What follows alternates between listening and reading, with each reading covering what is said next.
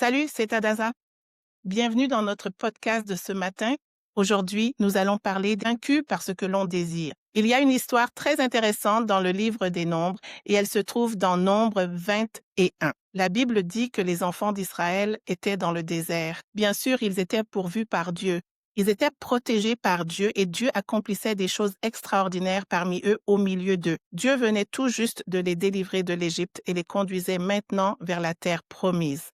Cependant, en chemin de l'Égypte vers la terre promise, les enfants d'Israël ont commencé à devenir très impatients et ils se sont mis à se plaindre à Dieu. Et donc, lorsque Dieu a entendu leur plainte, il a répondu. Voyez-vous, Dieu répond toujours car la Bible dit que nous aurons toujours à rendre compte de chaque parole qui sort de notre bouche. Donc, que ce soit la louange qui apporte plus de bénédictions ou les plaintes qui amènent la condamnation de Dieu ou qui provoquent une réponse de Dieu, cette réponse peut ne pas nous être favorable. Dieu écoute toujours. Alors, il nous faut revenir un peu en arrière pour comprendre d'où vient cette histoire. Nous savons donc que Moïse était dans le désert. Il s'était enfui d'Égypte parce qu'il avait tué un Égyptien. Maintenant, il est dans le désert et Dieu, dans sa merveilleuse sagesse, il s'est assuré qu'il atterrisse dans un endroit qui lui était favorable, un lieu où il était le bienvenu.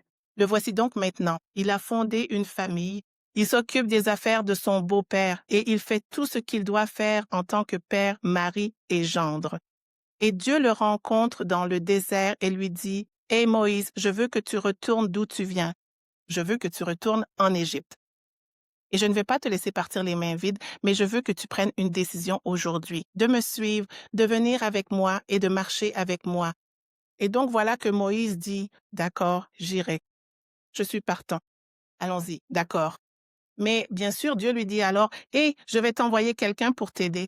Je vais envoyer Aaron pour t'aider. Je vais envoyer ta sœur pour t'aider. Alors ne t'inquiète pas, je m'occupe de toi, Moïse. » Alors Moïse dit, « Eh bien, quand j'y serai, que dirai-je aux Égyptiens? Que dirai-je au roi qui m'a envoyé? Qui m'a envoyé? » Et Dieu dit à Moïse, « Dis-lui, je suis celui qui t'a envoyé. » Et donc, avec cette parole et avec l'expérience qu'il avait déjà eue avec Dieu, il décida d'aller de l'avant et de retourner en Égypte.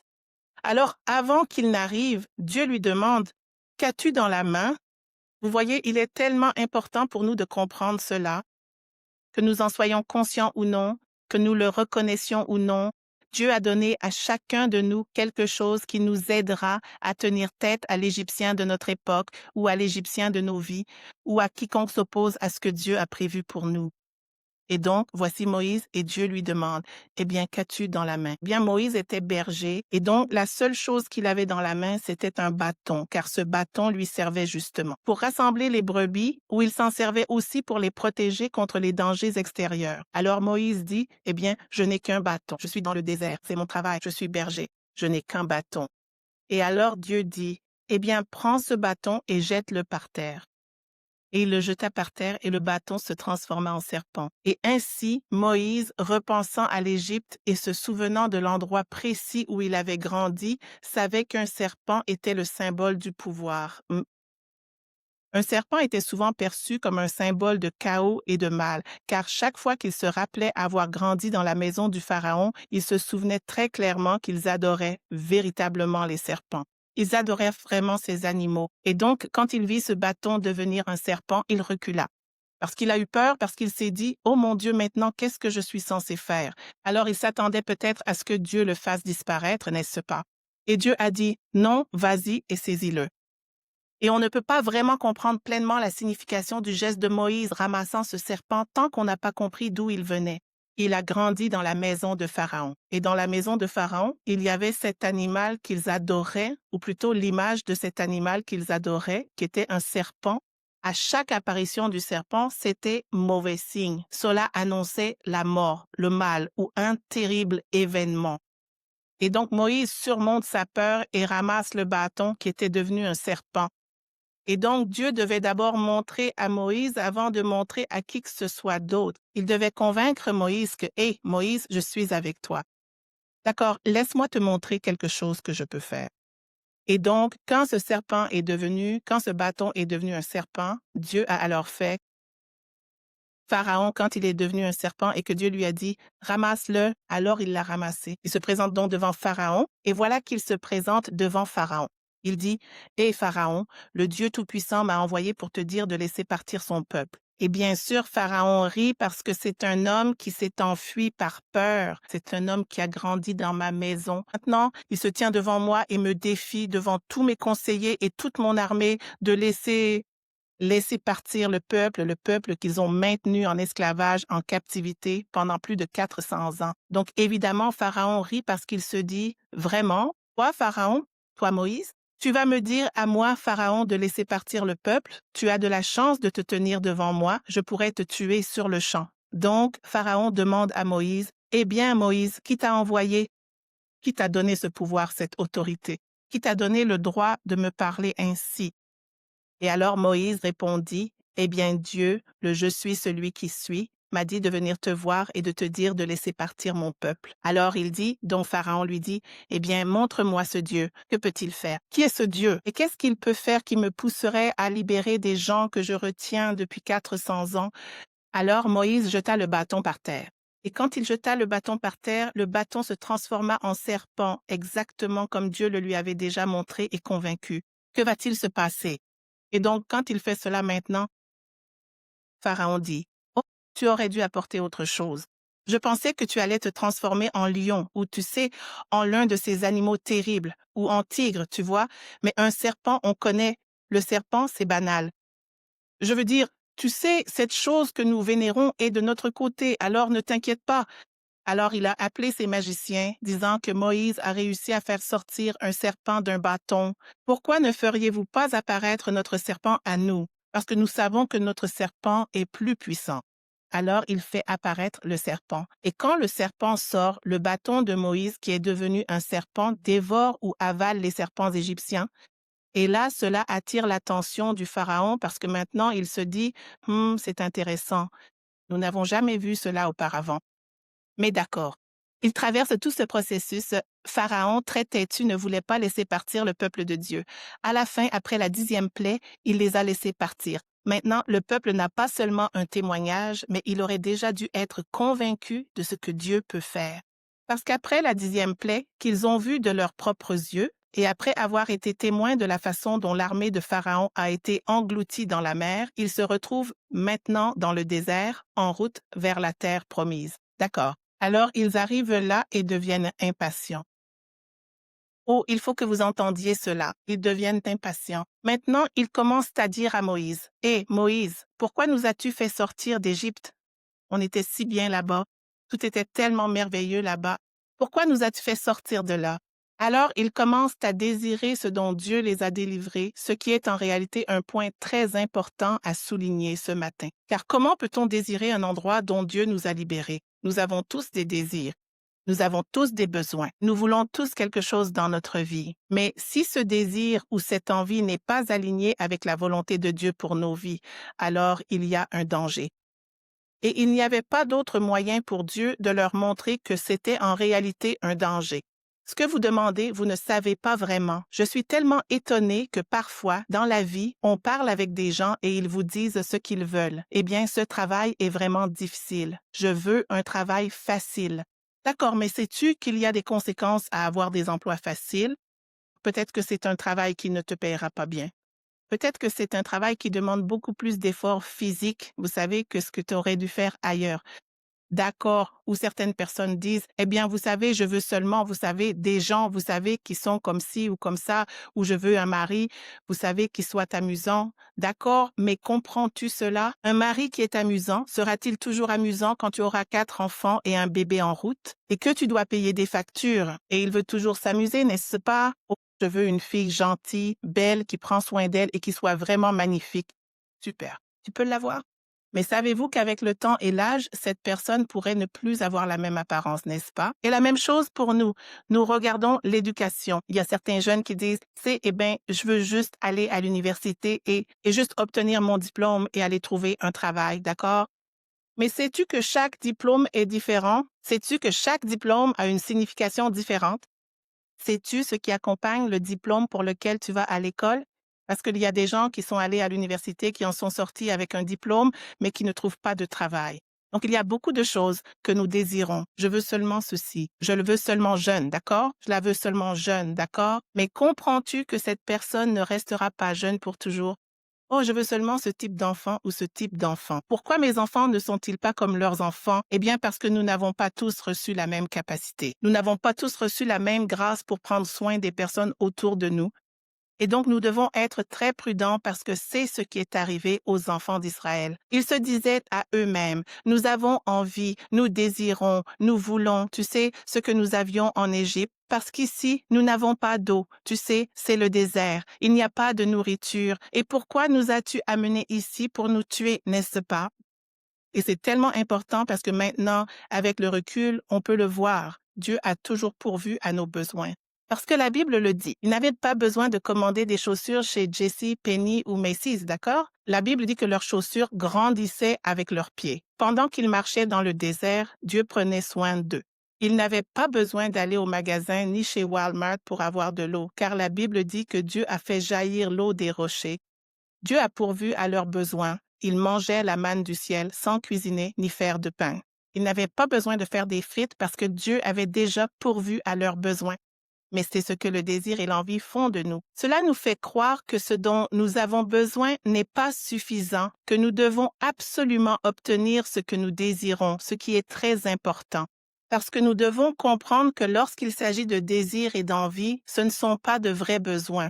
Ce ne sont pas des choses d'une importance existentielle, tu vois. Une envie, c'est simplement un désir puissant de quelque chose.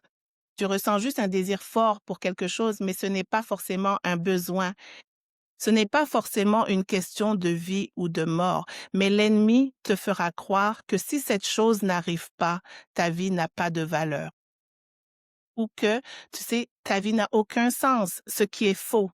Parce que notre sens, notre véritable sens vient vraiment de ce que Dieu a dit que nous sommes et de ce que Dieu a déjà prévu et nous a donné la capacité, le potentiel d'accomplir dans la vie. Donc, si tu n'es pas aligné avec la volonté de Dieu pour ta vie, tu verras que tu seras toujours dans une position où tu te sens insatisfait, où tu es insatisfait en tant que personne, insatisfait en tant que parent, insatisfait en tant qu'employé ou employeur, insatisfait en tant qu'ami parce que ton désir a pris le dessus sur la volonté de Dieu pour ta vie.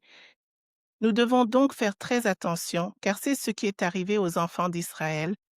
Même s'ils étaient très bien pris en charge dans le désert, Dieu veillait à ce que rien ne leur arrive. Tu sais, rien ne les attaquait. Tu sais, la Bible dit que pendant la journée, Dieu les guidait avec le soleil. Pendant la nuit, Dieu les guidait avec le feu derrière eux. Il y avait donc toujours de la lumière autour d'eux, mais pourtant, à l'intérieur d'eux, ils ressentaient les ténèbres. Et cela nous amène maintenant à l'endroit dans Nombre 21, versets 8 à 9. Maintenant, la véritable réalité, c'est qu'ils ont été mordus par ce qu'ils désiraient. Tu vois, ils pensaient vouloir l'Égypte, mais ils ne comprenaient pas que derrière l'Égypte, il y a un esprit.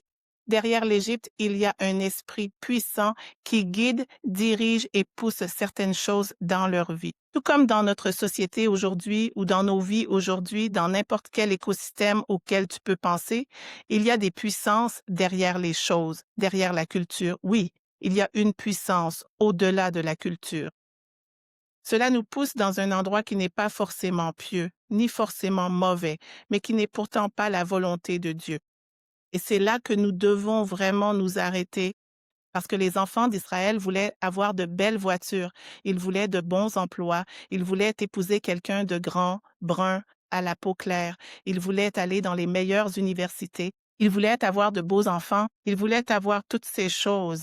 Oui, mais si ce n'est pas le cas, si ce n'est pas aligné avec la volonté de Dieu, tu auras toujours ce désir parce que l'ennemi te pousse quelque chose dont tu n'as peut-être pas besoin. Et il se peut qu'il te pousse quelque chose qu'il n'est pas encore temps pour toi d'avoir, ou bien il te pousse quelque chose que tu n'as pas la capacité de gérer.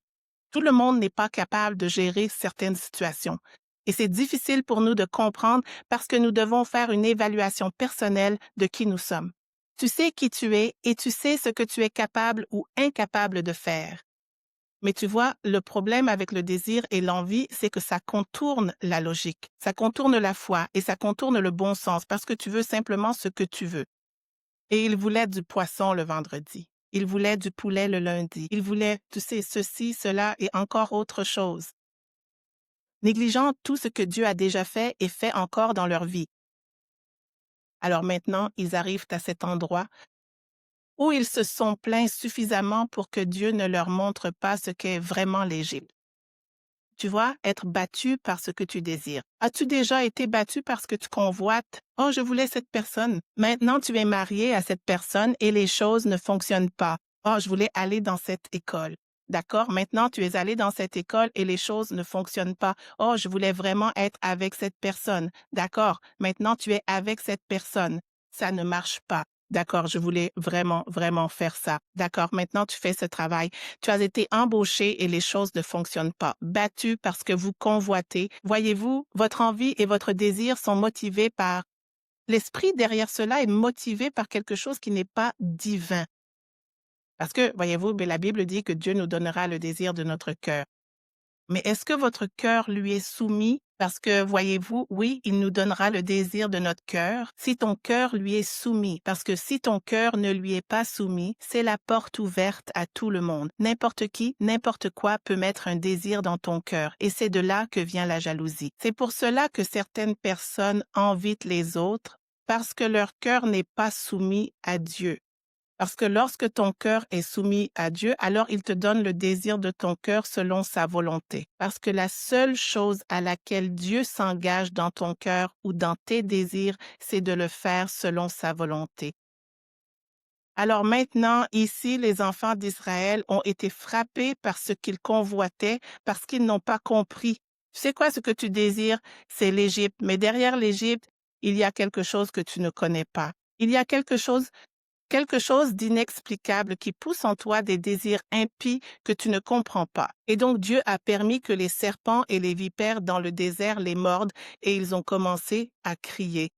Parce que tu vois, toutes ces années, ils ont marché dans ce désert. Ils n'avaient jamais vu de serpent.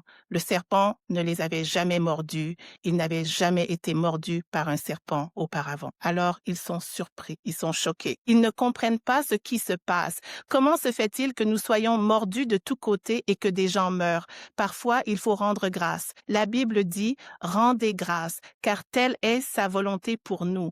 Tu vois, pour les choses pour lesquelles tu rends grâce, ce n'est pas toujours ce que tu sais. Ce n'est même pas ce que tu vois, mais tu rends grâce à Dieu pour ce qu'il fait et que tu ne connais pas. Tu ne sais peut-être pas tout ce que Dieu fait, mais lorsque tu rends grâce, tu invites Dieu à te montrer ce qu'il a fait en coulisses et que tu n'avais peut-être pas remarqué. Parce que, tu vois, les enfants d'Israël, eux, ils ne voyaient que le désert. C'est tout ce qu'ils voyaient. Tu vois, la vue est importante. La vision est importante, c'est tout ce qu'ils voyaient. Et ils ont commencé à se plaindre que Dieu avait permis au même serpent qui était sous leurs pieds tout ce temps, le même serpent qui rôdait autour d'eux tout ce temps, mais ils n'avaient jamais connu ce mal. Ils n'avaient jamais subi cette attaque auparavant. Et donc maintenant, Dieu les a relâchés. Il a dit, eh bien maintenant, fais ce que tu as à faire, parce que je retire ma protection d'eux, car ils ne semblent pas comprendre tout ce que j'ai déjà fait pour eux. Et donc maintenant, voilà qu'ils se font mordre de tous les côtés et ils crient vers Moïse. Ce qu'il est bon de savoir ici, c'est que Dieu ne te laissera jamais pleurer sans répondre, parce que la Bible dit qu'il est fidèle. Alors le voici, il crie vers Moïse. Et Moïse va prier Dieu en leur nom.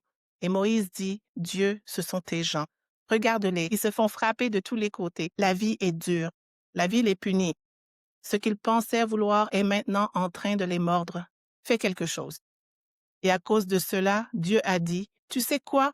Je veux que tu fabriques maintenant ce serpent qu'ils pensaient vouloir. Laisse-moi leur montrer que je suis plus puissant que ce qui les frappe, que je suis plus puissant que ce qui les a frappés. Je suis plus puissant que ce qui les attaque. Je suis plus puissant que leurs désirs et leur envie. Je suis plus puissant que tout le reste. Il a dit, prends ce serpent, fabrique un serpent en bronze et dresse-le et qu'ils regardent ce serpent dressé sur ce poteau lorsqu'ils se font mordre, parce que c'est un serpent d'un autre genre. Ce n'est pas celui auquel ils sont habitués.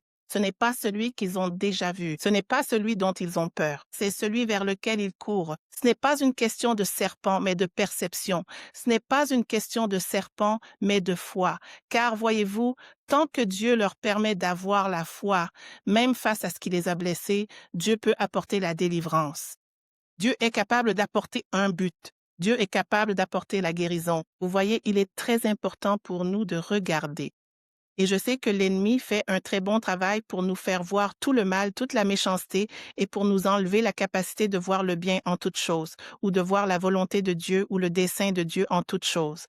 Mais regardez ce que Dieu a fait. Il leur a donné une leçon. Il a dit, vous voyez cette chose que vous craignez, qui paraît si terrible parce qu'elle vous a mordu et vient d'emporter votre mère et votre père. Elle a emporté votre enfant. Regardez le problème de drogue, financier, de mariage. Regardez le problème au travail. Regardez le problème financier. Regardez toutes ces choses qui sont venues attaquer votre vie. Je veux que vous les regardiez ou que vous le regardiez avec une perspective ou un état d'esprit différent en pensant à moi, parce que voyez-vous, je peux changer les vieilles choses. La Bible dit que je peux transformer les vieilles choses pour qu'elles servent à votre bien. Tout ce qui, dans la vie, vous a vaincu à cause de votre désir parce que vous deviez l'avoir, vous le vouliez, et maintenant que vous l'avez, cette chose que vous désiriez vous a vaincu. Et maintenant, vous vous demandez, eh bien, Dieu, que puis-je faire? La Bible dit, regarde et vis. Regardez ce que Dieu peut faire dans cette situation, parce que Dieu en est capable de tout faire sauf échouer. Je le crois et je le sais parce que je l'ai vu tant de fois dans ma vie. Vous voyez cette situation?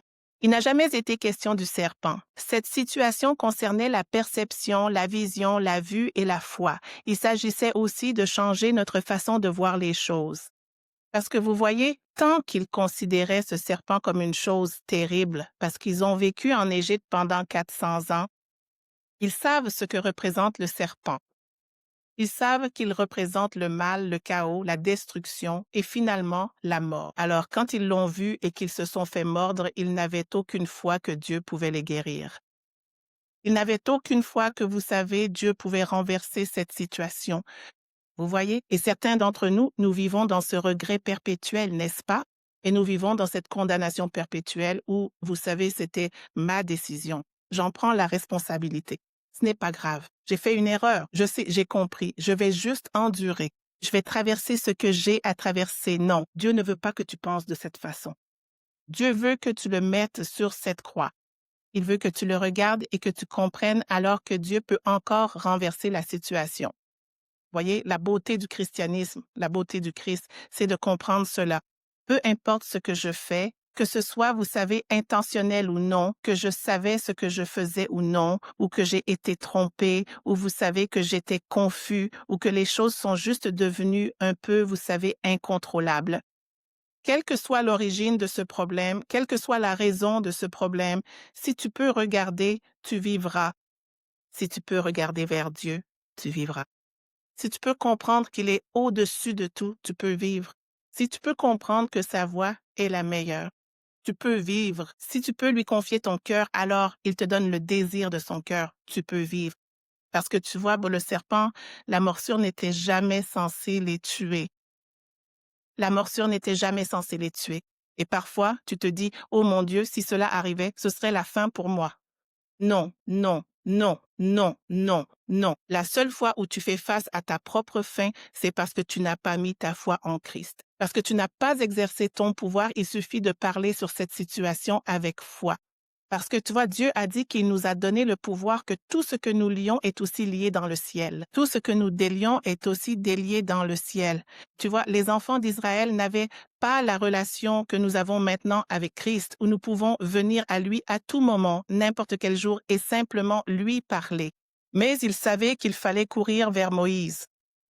Je veux dire, tu peux imaginer, tu marches avec ce groupe de personnes, probablement des millions, et tu te dis, d'accord, ils vont me soutenir.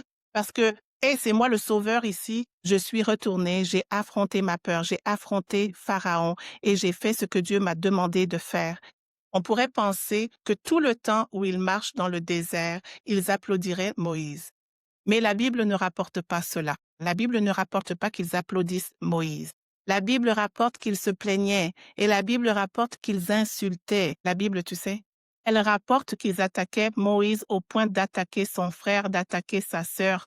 Ils étaient féroces dans leurs attaques. Ils étaient féroces dans la façon dont ils s'en prenaient à Moïse parce qu'ils le tenaient pour responsable de tout. Et ils l'ont tellement blâmé que lui-même s'est perdu dans leurs plaintes. Il s'est laissé emporter par l'émotion et cela a affecté son comportement. Vous voyez, parce que c'est ce que nous devons comprendre. Parce que vous savez, la Bible dit que nous rendrons compte de chaque parole que nous prononçons. Et c'est tellement important pour nous de le savoir parce que vous savez, nous ne retirons pas la responsabilité que vous avez en tant que personne, en tant que parent, en tant qu'épouse, époux, conjoint ou en tant qu'employeur ou, vous savez, en tant qu'ami. Exprimez vos doléances, n'est-ce pas? Nous ne vous l'enlevons pas. Mais la Bible dit d'abord de dire la vérité avec amour. Ensuite, quand nous parlons, assurons-nous de bien parler. Parler avec foi. Et donc, nous parlons d'une manière où nous abordons le fait, mais en fin de compte, nous plaçons la vérité au-dessus. Veillez à placer la vérité au-dessus des faits. Parce que, vous voyez, les faits peuvent parfois changer au fil du temps. Voyez-vous, mais nous pouvons nous appuyer sur ces faits jusqu'à ce que la vérité vienne finalement révéler quelle est réellement la sagesse profonde qui se trouve derrière ce fait, devient un saut sur le fait. Parce que, vous voyez, les faits peuvent changer. Tout ce qui est factuel aujourd'hui peut changer demain. Il se peut qu'aujourd'hui, le fait soit que vous soyez malade, mais ce fait peut changer demain. La vérité ne change jamais. Il se peut qu'aujourd'hui, il soit vrai que vous ayez des difficultés financières, mais ce fait peut changer demain. Quand la vérité arrive, elle dépasse les faits. Ainsi, la vérité a la capacité de transformer la vérité de Dieu, pas n'importe quelle vérité. Parce que vous savez, de nos jours, les gens aiment dire « Eh bien, c'est ma vérité ». Eh bien, vous n'êtes pas Dieu et vous n'avez pas la capacité de changer une quelconque circonstance ou situation. Donc, par conséquent, nous ne pouvons pas nous fier à votre vérité. Mais la vérité de Dieu, la vérité de la parole de Dieu, surpasse tout autre fait, que ce soit à propos de vous-même, des autres, de l'environnement ou de ce qui vous entoure. Pourquoi? Parce que la vérité de Dieu a le pouvoir de transformer chaque situation et chaque circonstance selon ce que Dieu a prédestiné. Donc aujourd'hui, il se peut que ce soit un fait que je rencontre des difficultés financières, mais la vérité de Dieu dit que les pauvres disent qu'ils sont riches. Pourquoi? Parce que lorsque je confesse ce que Dieu a dit, Dieu amène la réalité du ciel dans ma vie. Donc, vous pourriez me rencontrer aujourd'hui et me voir en difficulté financière, mais demain, ma situation pourrait changer et ne pas suivre le cours normal de la vie. Il se peut que quelqu'un reçoive une bénédiction, que quelqu'un me fasse une bénédiction ou qu'une opportunité d'emploi se présente ou bien qu'une promotion se présente et cela change mes faits, car je ne suis plus cette personne-là. Donc, les faits, aussi réels qu'ils puissent être, ils ne sont pas permanents. Mais la vérité est permanente. La vérité de Dieu est permanente. Parce que la vérité de Dieu l'emporte sur tous les faits que nous pouvons avoir. Parce que, vous voyez, tout au long de la Bible, nous avons en réalité beaucoup de faits importants, des faits que les gens prennent parfois, vous savez, pour, la règle d'or. Nous avons également le fait que Paul était, vous savez, un assassin, il a tué des gens, n'est-ce pas? Nous avons des faits historiquement avérés qui disent que, vous savez, Moïse a tué un Égyptien. C'est aussi, par exemple, un fait que David a commis l'adultère et a tué, vous savez, la femme d'Uri. Il a tué Uri, d'accord? C'est un fait. Nous avons beaucoup de faits dans la Bible, mais quand la vérité de Dieu est venue, quand la lumière de Dieu est venue, elle a dépassé tous les faits, d'accord? Elle les dépasse tellement qu'à présent, on en parle comme du passé, comme s'il s'agissait même d'une nouvelle personne. Ce n'est même plus la même personne qui a commis le crime ou le péché originel. Vous voyez, c'est pourquoi nous devons être très prudents avec la vérité et les faits. Beaucoup de gens s'appuient sur les faits comme si, vous savez, c'était permanent et gravé dans la pierre. Maintenant, le fait que vous savez, quel que soit le fait auquel vous faites face en ce moment, c'est un fait. Et le christianisme ne nous appelle pas à être ignorants. Le christianisme ne nous appelle pas, vous savez, à fermer les yeux. Le christianisme nous appelle à reconnaître ce que nous sommes, mais ensuite à faire prévaloir la parole de Dieu sur ce que nous voyons, ressentons ou percevons. Parce que l'une des choses que vous devez comprendre à propos du désir et de l'envie, c'est que l'esprit ou la puissance qui se cache derrière est une force vraiment essentielle. Le désir et l'envie sont provoqués, poussés, encouragés ou habilement manipulés par un esprit très sensuel. Parce que vous voyez, le serpent dans la Bible ou même dans la vie réelle, si vous les étudiez un peu, vous comprendrez que les serpents ont un sens très développé de la sensualité. Cela signifie qu'ils peuvent détecter le sang vivant même dans l'obscurité. Et ils peuvent le percevoir à une très grande distance. Vous voyez? Donc, le serpent, en un sens, est c'est un dieu sensuel. C'est un dieu sensuel. C'est quelqu'un qui joue avec vos sens. Il joue avec ce que vous ressentez, ce que vous entendez, ce que vous sentez et ce que vous savez, ce que vous voyez. Vous savez, c'est là l'esprit de la tromperie. C'est une tromperie qui vous fait regarder quelque chose d'une manière qui ne profite qu'à cette méchanceté, qui sait aussi comment manipuler vos sens. Vous voyez, c'est pourquoi la Bible dit « Nous ne vivons pas, vous savez, par nos sens. Nous ne vivons pas par notre connaissance. Nous vivons par la foi en Dieu. » Parce que lorsque vous ne vivez pas par la foi, alors vous vous abandonnez à vos sens. Vous vous abandonnez à ce que vous ressentez, à ce que vous pensez savoir, à ce que vous entendez, à ce que vous sentez. Tout tourne autour de ce que vous ressentez. Et c'est très dangereux parce que vous voyez, les enfants d'Israël avaient des désirs, ils avaient des envies pour l'Égypte. Ils désiraient tellement l'Égypte. Ils étaient prêts à sacrifier Moïse. Ils étaient même prêts. Ils le voulaient tellement qu'ils ont même décidé de créer leur propre Égypte dans le désert. Pouvez-vous imaginer que Dieu vous sorte d'un endroit pour vous emmener dans un nouveau lieu rempli de lait et de miel, un endroit meilleur, plus agréable, un lieu de liberté? Et maintenant, vous voilà en train de reconstruire au milieu du désert ce dont Dieu vous a délivré. Mais vous voyez, c'est ce que font les sens. La Bible dit qu'ils se sont assis dans le désert et qu'ils ont enlevé leurs boucles d'oreilles et leurs chaînes, et ils ont commencé à se fabriquer leur propre Dieu, qui ressemblait au Dieu d'Égypte. Vous voyez? Et Dieu voulait leur montrer qu'en réalité, ce qu'ils désiraient, ce n'était pas seulement le poisson du vendredi et, vous savez, l'Égypte, parce qu'ils avaient de l'eau dans les rivières. Ce n'est pas parce que vous ne voyez pas la rivière dans le désert qu'elle n'existe pas. Ce n'est pas parce que vous ne ressentez pas quelque chose que cela n'existe pas. Vous voyez, les enfants d'Israël étaient tellement habitués à ressentir, percevoir, comprendre et éprouver toutes sortes de sentiments qu'ils se sont perdus dans leurs propres émotions. Ils croyaient vraiment que ce qu'ils ressentaient était vrai, même si nous savons aujourd'hui que ce n'était pas le cas. Parce que Dieu ne leur a pas permis de mourir de faim. Dieu a veillé à leur apporter de l'eau. Dieu a veillé à ce que leurs chaussures restent en bon état. Dieu a veillé à ce que les animaux du désert ne les attaquent pas. Dieu a veillé à ce qu'ils soient protégés la nuit comme le jour, mais ils ne le ressentaient pas. Ils ne le ressentaient pas parce que leur sens n'était pas accordé à la foi en Dieu. Leurs sens étaient tous tournés vers ce qui était actif en Égypte, c'est-à-dire leurs sentiments sensoriels. Vous savez, tout ce que je ressens, cela doit être vrai. Tout ce que je pense, cela doit être vrai. Tout ce que je ressens, cela doit être vrai. Ce que j'entends, cela doit être vrai. Ce que je vois, cela doit être vrai. Mais c'est là la tromperie de l'ennemi qui te fait croire que ce que tu vois est vrai. Et non, nous ne parlons pas d'aveuglement en tant que chrétiens. Non. Ce dont nous parlons, c'est de la capacité à voir toute ta vie à travers les lunettes de la foi, à travers les lunettes de la parole de Dieu. Parce que Dieu est capable de tout changer dès que tu lui remets la situation entre ses mains. Regarde ce qui est arrivé aux enfants d'Israël. Ils pensaient qu'ils allaient mourir. Pour eux, c'était la fin. Ils se rappelaient ce que représentait le serpent. « Oh mon Dieu, nous mourrons, c'est la fin, la destruction est sur nous. » Et Dieu a dit, « Prends ce dont tu as peur. Prends ce qui est en train de te détruire en ce moment. Prends ce désir qui, selon toi, te ronge, t'empêche de dormir et te fait te sentir vaincu. Prends-le. Je veux que tu le prennes, mais je veux que tu le mettes sur la croix. » Cela représentait le Christ à ce moment-là. Jésus a été suspendu à cette croix pour te montrer, regarde, j'ai déjà tout pris sur moi. Tu n'as pas à t'en inquiéter. Quelle que soit la douleur, la tromperie, la blessure, la maladie ou la situation, je l'ai déjà prise sur la croix. Et donc, Dieu leur révélait son plan pour nous racheter de toute cette méchanceté, cette négativité, etc. Et la Bible dit qu'aussitôt qu'ils ont regardé, ils ont été guéris. Alors aujourd'hui, je veux t'inviter, regarde et vis. Mets cette situation entre les mains de Dieu. Lève-la et confie-la à Dieu. Ne l'enterre pas. N'essaie pas de t'en occuper tout seul. N'essaie pas de la réparer par toi-même, car la Bible est très claire. Sans lui, nous ne sommes rien.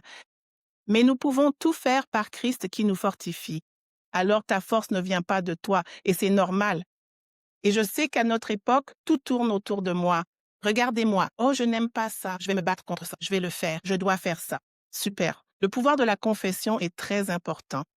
Vous savez, le pouvoir de choisir est important. Et n'oubliez pas que c'est Dieu qui nous a donné le pouvoir de choisir. Qu'aujourd'hui, tu puisses te réveiller le matin et décider, tu sais quoi, aujourd'hui, je choisis de faire quelque chose de différent. Aujourd'hui, je choisis de changer cette situation. Aujourd'hui, je choisis de vivre différemment. Aujourd'hui, je choisis de vivre en conquérant et non en personne vaincue.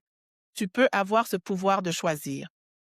Mais quel pouvoir te soutient? Tu peux choisir toute la journée, mais quel pouvoir te soutient? Parce que si le pouvoir qui te soutient n'est pas fondé sur le Christ, n'est pas fondé sur la parole de Dieu, alors quelle que soit la décision ou le choix que tu fais aujourd'hui, tu sais, cela ne durera pas et très probablement, cela ne fonctionnera pas.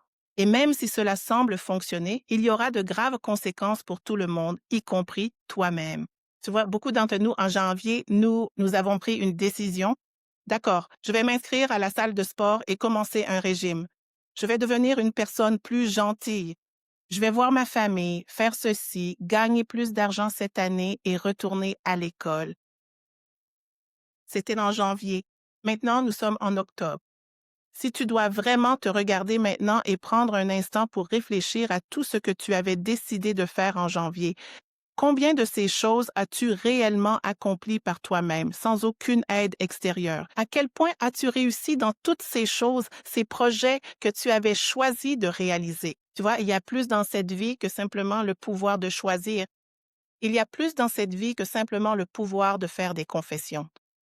Il doit y avoir une puissance de Dieu derrière toi pour te donner la capacité d'accomplir ce que tu veux faire. Cela n'arrive pas simplement par hasard. La vie n'arrive pas par hasard. Ta décision t'aide à te mettre sur la bonne voie, mais c'est la puissance qui te soutient qui te donnera la capacité de continuer sur ce chemin jusqu'à ce que tu atteignes l'endroit où tu veux aller. Alors aujourd'hui, je veux t'encourager. Aujourd'hui, battu parce que tu désires. Qu'est-ce qui t'a vaincu?